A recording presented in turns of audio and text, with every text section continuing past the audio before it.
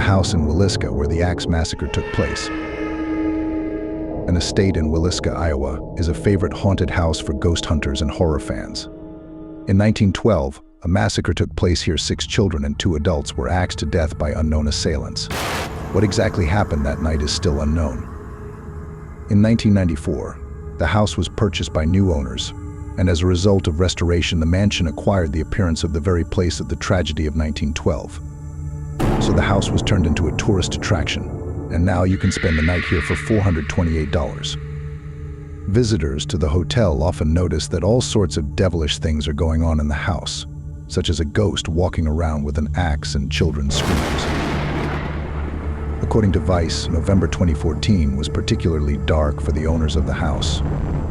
Robert Stephen Lawson, Jr., was staying here with friends and was later found by his companions with a stab wound to the chest, presumably self-inflicted. The friends called emergency services, and the young man was flown by helicopter to a hospital. As police later said, Lawson was injured at around 1 a.m. 45.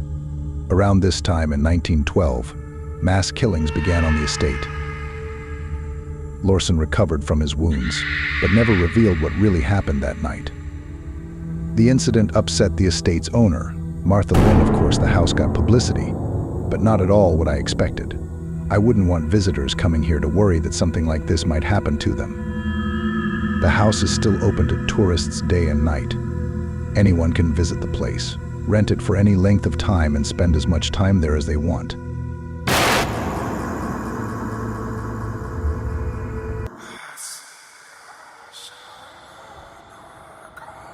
A cursed doll. The first thing that comes to mind when you think of cursed dolls: vintage Victorian porcelain figurines that send shivers down your spine. They're hardly that easy to find nowadays, and yet they're not the only toys that strike fear. Here, for example, is Disney's Elsa from Cold Heart. Christmas present for 2013. Made all the headlines in Houston. When you press a button on Elsa's necklace, the doll starts saying phrases from the Cold Heart cartoon and singing Let It Go. For 2 years she did it in English, said the mother of Emily Madonia, the lucky girl who was given the coveted doll. In 2015, she started doing it in Spanish and English, alternating between the two. There are no buttons for her to switch. The family bought the doll more than 6 years ago and has never changed the batteries. The woman said the doll continued to talk and sing even when it was turned off. Eventually, in December 2019, the family decided to throw the strange toy away. But weeks later, it was found again in a nightstand in the living room. The kids said they didn't put it there. I believe them because they certainly wouldn't go digging through street trash cans. The girl's mother told KPRC2 Houston News. By that point, Elsa had stopped singing the English version of Let It Go altogether and was only singing it in Spanish when the button was pressed. The family rediscarded the doll, placing it at the very bottom of the container. Then, after returning from a short family trip, they found Elsa in the front yard of the house again. This time they mailed the doll to a family friend in Minnesota, and he attached it to the front door of his van. The doll has not yet returned to its previous owners. Exorcising demons. In August 2016, 26-year-old Kennedy F. from London had a bout of aggression. Before family members forcibly tied him to a bed, he punched his father, threatened to cut off his penis, and said there was a snake crawling inside him.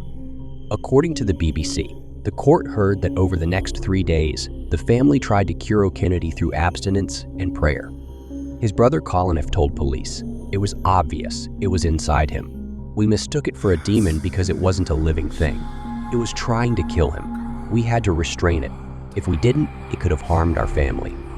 Kennedy Ive remained tied to his bed for 3 days without medical attention. Then his brother called the ER and reported that Kennedy was complaining of dehydration. Due to respiratory problems, he passed away. The death was pronounced at 10:17 a.m. According to The Independent, while police were at the home, Colin F. attempted to resurrect his brother by singing and praying for his life. All 7 members of Kennedy's family have been charged with manslaughter and unlawful imprisonment causing death.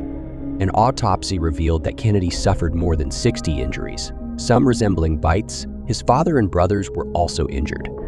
According to the BBC, Kenneth told the jury that he ordered his sons to forcefully bring his brother to his senses, but denied a role for links to sex, occult organizations, and secret societies in his son's death.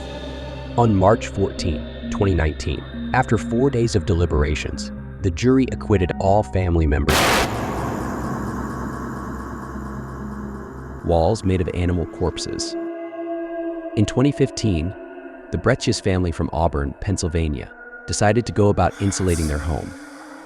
In the process, they discovered that the walls were already insulated with dozens of animal corpses. According to Fox, the family retrieved the carcasses of dead animals wrapped in 1930s and 1940s newspapers along with spices and sent them for examination. The expert concluded that they could be traces of a Native American pow-wow ritual, or the culture of the native Dutch, who came to the continent in the 1600s and 1700s and settled in Pennsylvania, practicing various religious rituals. The problems of the early American settlers were reflected in the nature of their ceremonies. Many involved treating livestock, finding water, or curing diseases. But there were also darker incantations and even demon worship rituals, indicative of how they taught dogs loyalty by adding their blood to dog food. Such eaten food was a pledge of the dog's loyalty. True, the mold that was on the animal carcasses and on the walls of the Pennsylvania home affected the health of the family members. Unfortunately, they were also unable to get rid of the odor of the carcasses.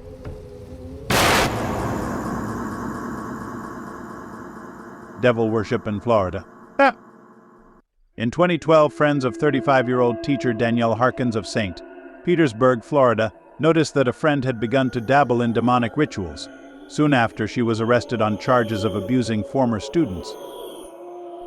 Gathering her students around a bonfire near the St. Petersburg pier, Danielle Harkins insisted that the children in her group needed to exorcise demons. According to police, she told them that to do so they needed to make a cut on their skin and then set the wounds on fire so the evil spirits would not return. When Harkins brought a lighter to one teen's hand, the flame went out due to the wind, so she decided to pour spirits on the hand before setting it on fire, leaving the boy with second-degree burns.